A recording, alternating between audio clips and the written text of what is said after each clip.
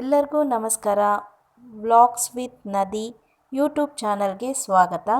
ನನ್ನ ಎರಡನೇ ವ್ಲಾಗ್ ಇದು. ನಾನಿವತ್ತು ಬ್ರೇಕ್ಫಾಸ್ಟಿಗೆ ಟೋಫು ಮಸಾಲ ಮಾಡ್ತಾಯಿದ್ದೀನಿ. ನಾನಿಲ್ಲಿ ಬಟಾಣಿನ ರಾತ್ರಿಯೇ ನೆನೆ ಹಾಕಿದ್ದೀನಿ. 1 ಕಪ್ ಬಟಾಣಿನ ನೆನೆ ಹಾಕಿದ್ದೀನಿ. ಮತ್ತು ಟೋಫುನ ಚಿಕ್ಕ ಚಿಕ್ಕದಾಗಿ ಕಟ್ ಮಾಡ್ಕೊಂಡಿದ್ದೆ. ಬಟಾಣಿನ ಮೊದಲು ಬೇಯೋದಕ್ಕೆ ಇಡ್ತಾಯಿದ್ದೀನಿ ಕುಕ್ಕರ್ನಲ್ಲಿ. ಟೋಫುನ ತುಂಬ ಚಿಕ್ಕ ಚಿಕ್ಕದಾಗಿ ಹೆಚ್ಕೊಂಡಿದ್ದೀನಿ.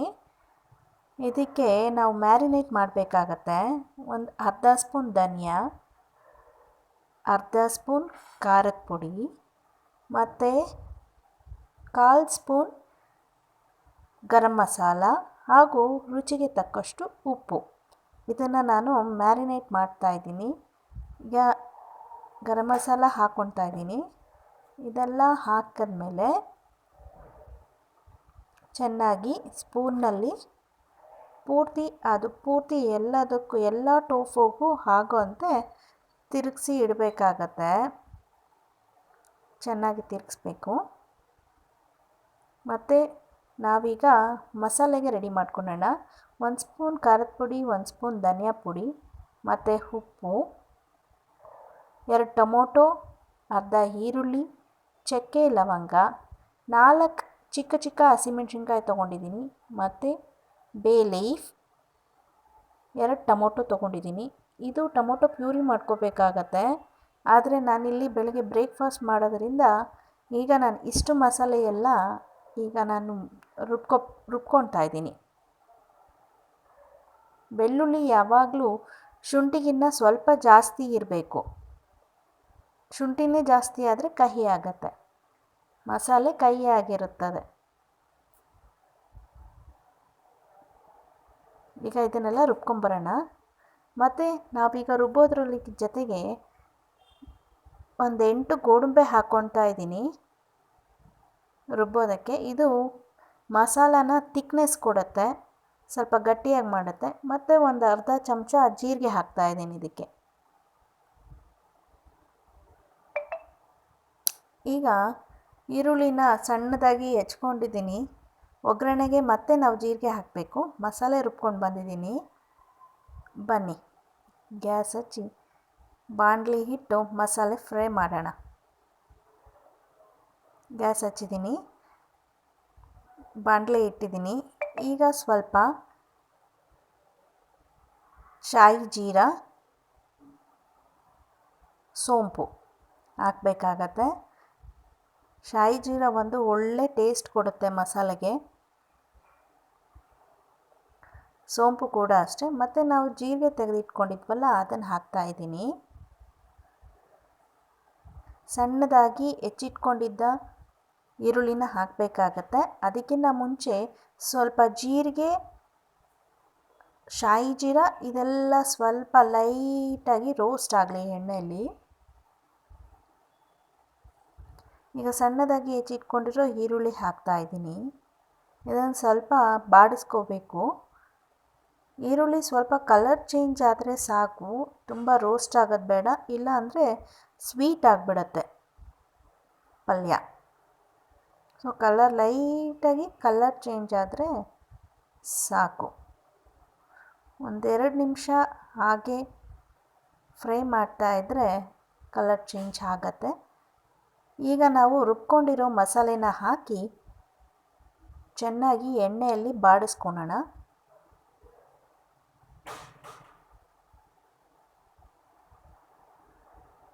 ಬಾಡಿಸ್ಕೊಳ್ತಾ ಇದ್ದಿ ಎಲ್ಲ ತೆಗೆದು ಜಾರಿನಲ್ಲಿ ತೆಗೆದಿರೋದು ಮಸಾಲೆ ಎಲ್ಲ ಹಾಕ್ಕೊಳ್ತಾ ಇರೋದು.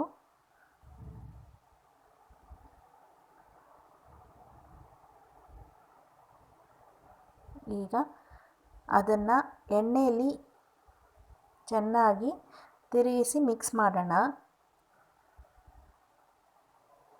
ಇದು ಚೆನ್ನಾಗಿ ಎಣ್ಣೆಯಲ್ಲೇ ಫ್ರೈ ಆಗಬೇಕು. ಫ್ರೈ ಆಗಿಬಿಟ್ಟು ಸುತ್ತ ಎಣ್ಣೆ ಬಿಡಬೇಕು, ತಳ ಹಿಡಿಬಾರ್ದು, ತಳ ಬಿಡಬೇಕು. ಇದು ಮಸಾಲೆಗೆ ಬೇಸ್ ರೆಡಿ ಆಗ್ತಾ ಇದೆ. ಟೋಫು ಮಸಾಲ ಬೇಸ್ ಇದು.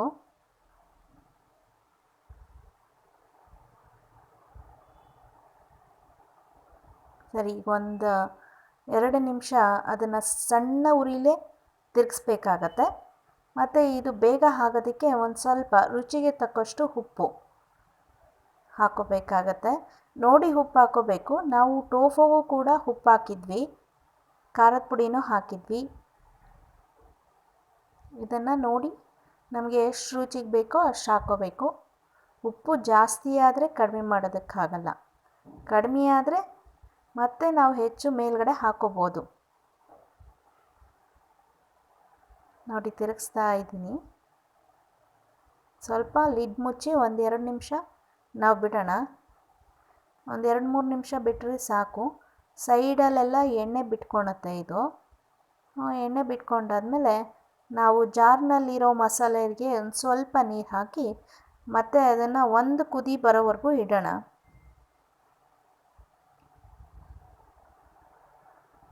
ಒಂದು ಕುದಿ ಬಂದಾದಮೇಲೆ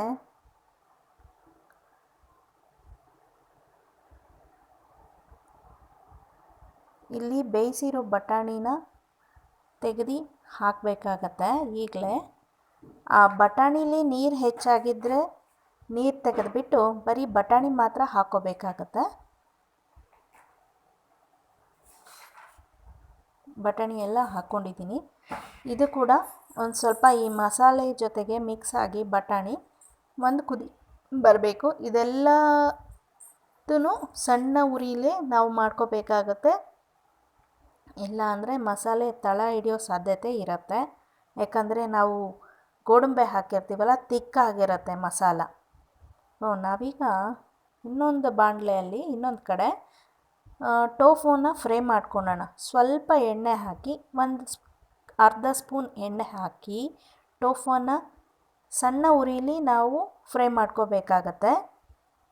ಇಲ್ಲ ಅಂದರೆ ನಾವು ಹಾಕಿರೋ ಮಸಾಲೆ ಎಲ್ಲ ದೊಡ್ಡದಾಗಿ ಫ್ಲೇಮ್ ಇಟ್ಕೊಂಡ್ರೆ ಹಾಕಿರೋ ಮಸಾಲೆ ಎಲ್ಲ ಅದು ಬಾಣಲಿಗೆ ಸ್ಟಿಕ್ ಆಗಿ ಕಪ್ಪಾಗಿ ಹೋಗ್ಬಿಡುತ್ತೆ, ಸೀದೋದಾಗತ್ತೆ.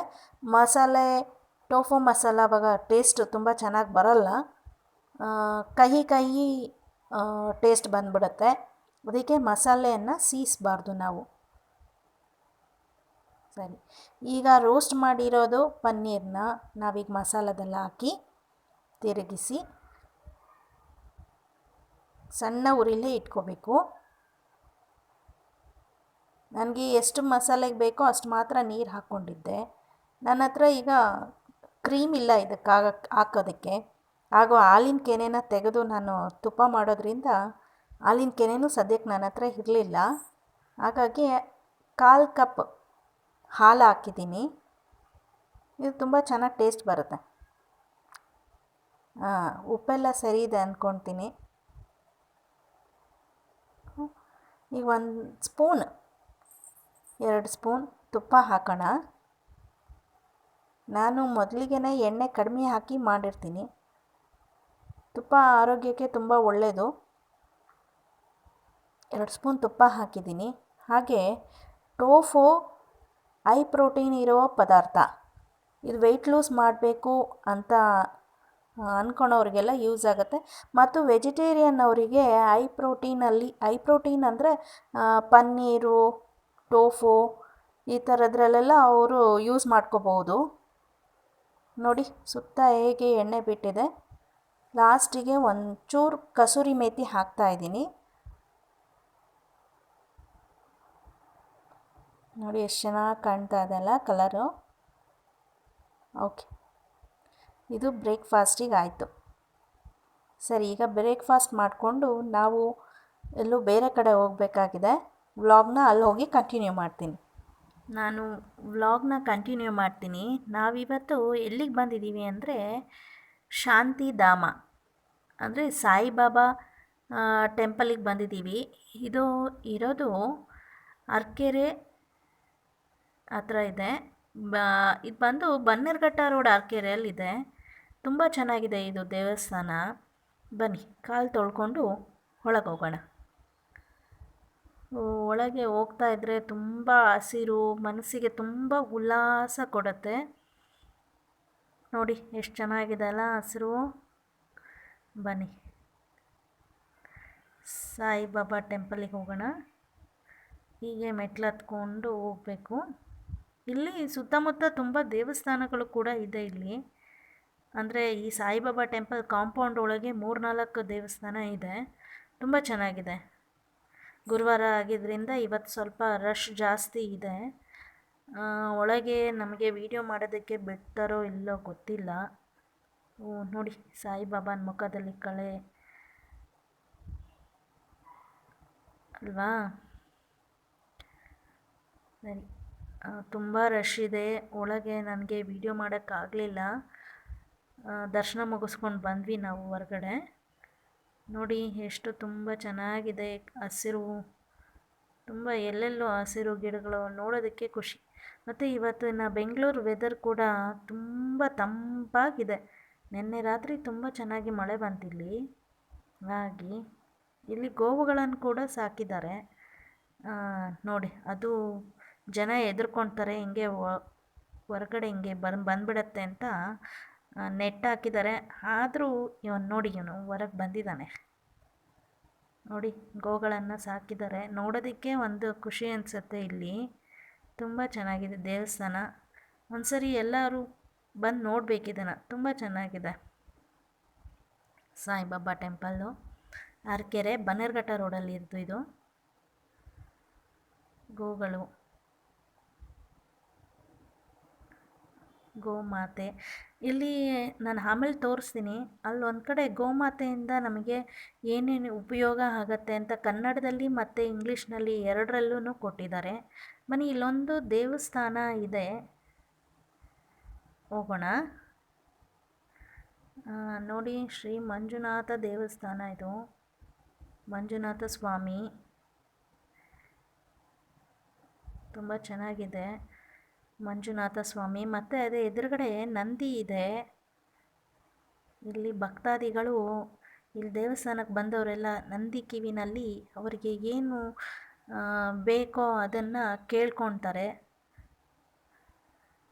ಮಂಜುನಾಥ ಸ್ವಾಮಿ ಟೆಂಪಲ್ಲು ತುಂಬ ವಿಶಾಲವಾಗಿದೆ ಈ ಜಾಗ. ತುಂಬ ಬಂದರೆ ತುಂಬ ಖುಷಿಯಾಗತ್ತೆ. ಮತ್ತು ಇಲ್ಲೇ ಸ್ವಲ್ಪ ದೇವರುಗಳನ್ನು ಇಟ್ಟಿದ್ದಾರೆ ಈ ಮಂಜುನಾಥ ಸ್ವಾಮಿ ದೇವಸ್ಥಾನದ ಒಳಗೇ. ಗಣೇಶ, ಆಂಜನೇಯ, ಈ ಥರ ದೇವರುಗಳನ್ನೆಲ್ಲ ಇಟ್ಟಿದ್ದಾರೆ. ರಾಧಾಕೃಷ್ಣ ಇದೆ.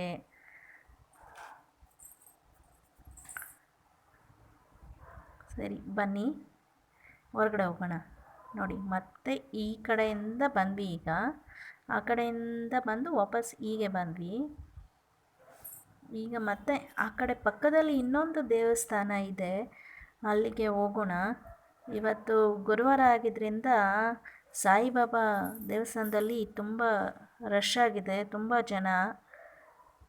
ಹಾಗೆ ತುಂಬ ಚೆನ್ನಾಗಿರೋ ಗಿಡಗಳನ್ನೆಲ್ಲ ನೆಟ್ಟಿದ್ದಾರೆ, ಹೂವಿನ ಗಿಡಗಳ ಎಲ್ಲ ನೆಟ್ಟಿದ್ದಾರೆ. ತುಂಬ ಚೆನ್ನಾಗಿ ಮೇಂಟೈನ್ ಮಾಡಿದ್ದಾರೆ. ತುಂಬ ಚೆನ್ನಾಗಿದೆ ದೇವಸ್ಥಾನ. ಹಾಗೆ ಅಲ್ಲಿ ಹೋಗೋ ಭಕ್ತಾದಿಗಳು ಕೂಡ ತುಂಬ ಚೆನ್ನಾಗಿ ಕ್ಲೀನಾಗಿ ಇಟ್ಕೋಬೇಕು. ಇದು ನೋಡಿ, ಇದು ಹೂವಿನ ಗಿಡ ಎಷ್ಟು ತುಂಬ ಚೆನ್ನಾಗಿದೆ ಇದು ಅಲ್ವಾ. ನೋಡೋದಕ್ಕೆ ಖುಷಿ ಆಗತ್ತೆ.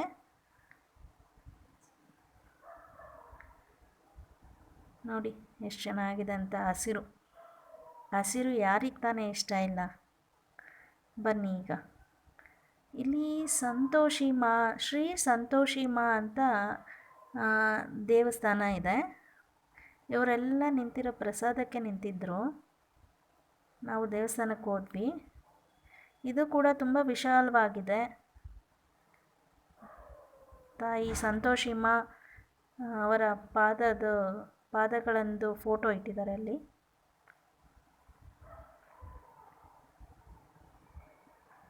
ಸದ್ಯ ನಮಗೆ ಈ ದೇವಸ್ಥಾನದಲ್ಲಿ ಯಾರೂ ವೀಡಿಯೋ ಮಾಡಬೇಡಿ ಅಂತ ಏನು ಹೇಳಿಲ್ಲ. ಹಾಗಾಗಿ ತುಂಬ ಇದರಲ್ಲೇ ವೀಡಿಯೋ ಮಾಡ್ಕೊಂಡು ಹೋಗಿದ್ದೀವಿ. ದುರ್ಗಾದೇವಿ ದೇವಸ್ಥಾನ ಇದೆ. ದೇವರನ್ನು ಅಲ್ಲಿ ಪ್ರತಿಷ್ಠಾಪಿಸಿದ್ದಾರೆ.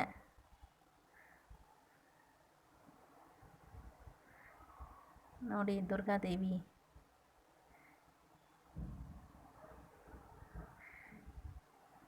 ಅಲ್ವಾ, ಎಷ್ಟು ಚೆನ್ನಾಗಿದೆ. ಖುಷಿ ಆಗುತ್ತೆ ನೋಡೋದಕ್ಕೆ. ಮನಸ್ಸು ಸಮಾಧಾನ ಶಾಂತಿಯಿಂದ ಇರುತ್ತೆ.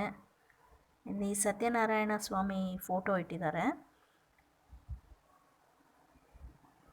ಮತ್ತು ಇಲ್ಲೊಂದು ಕೃಷ್ಣನ ಫೋಟೋ ಇಟ್ಕೊಂಡಿದ್ದಾರೆ. ಅಲ್ಲಿ ಶ್ರೀ ಬಾಲಾಜಿ ದೇವರದು ತಿರುಪತಿ ತಿಮ್ಮಪ್ಪಂದ ವಿಗ್ರಹ ಇಟ್ಟಿದ್ದಾರೆ. ಇಲ್ಲಿ ನೋಡಿ ಶ್ರೀರಾಮ ಪರಿವಾರ್, ರಾಮ, ಸೀತೆ, ಲಕ್ಷ್ಮಣ, ಆಂಜನೇಯ ಕೂಡ ಇದ್ದಾರೆ. ಇದು ತಾಯಿಯ ಪಾದುಕೆಗಳು. ಹಾಗೆ ನಾವಿಲ್ಲಿ ದೇವಸ್ಥಾನ ದರ್ಶನ ಎಲ್ಲ ಮುಗಿಸ್ಕೊಂಡು ಮತ್ತೆ ನಾವು ಹೊರಗಡೆ ಬಂದ್ವಿ.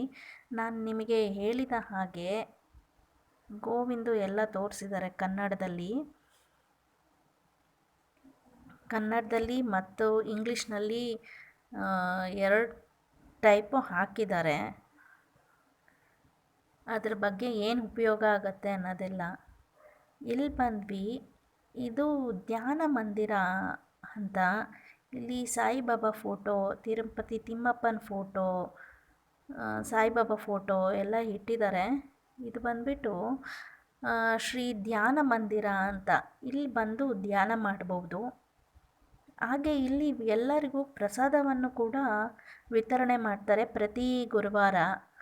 ಪ್ರತಿ ಗುರುವಾರನೂ ಪ್ರಸಾದ ಕೊಡ್ತಾರೆ. ಎಷ್ಟು ಜನ ಪ್ರಸಾದ ಊಟ ಮಾಡ್ತಾರೆ. ತುಂಬ ಖುಷಿಯಾಯಿತು. ಇಲ್ಲಿ ತುಂಬ ಪ್ರಸಾದ ಚೆನ್ನಾಗಿತ್ತು. ಮತ್ತು ಇಲ್ಲಿ ಮೆಡಿಕಲ್ ಸೌಕರ್ಯನೂ ಇದೆ. ಅಂದರೆ ಇಲ್ಲಿ ಹಾಕಿದ್ದೀನಿ, ಫೋಟೋಗಳು ಹಾಕಿದ್ದೀನಿ, ವಿಡಿಯೋನೂ ಹಾಕಿದ್ದೀನಿ. ಯಾರಿಗೆ ತುಂಬ ಅವಶ್ಯಕತೆ ಇದೆ ಅಂಥವರು ಬಂದು ಆ ಡಾಕ್ಟ್ರುಗಳ ಹತ್ರ, ನಿಮ್ಮ ಆರ್ಥೋಪೆಡಿಕ್ ಅವರು ಇದ್ದಾರೆ, ಲೇಡಿ ಡಾಕ್ಟ್ರುಗಳು ಇದ್ದಾರೆ, ಅವ್ರು ತೋರಿಸ್ಕೋಬೋದು. ಉಚಿತವಾದ ಚಿಕಿತ್ಸೆ ಕೊಡ್ತಾರೆ ಇಲ್ಲಿ. ಎಲ್ಲ ಆಯಿತು, ಪ್ರಸಾದ ಆಯಿತು, ನಾವೀಗ ಮನೆಗೆ ಹೊರಟ್ವಿ. ಸೊ ನಾನು ಇಲ್ಲೇ ವ್ಲಾಗನ್ನು ಮುಗಿಸ್ತಾ ಇದ್ದೀನಿ.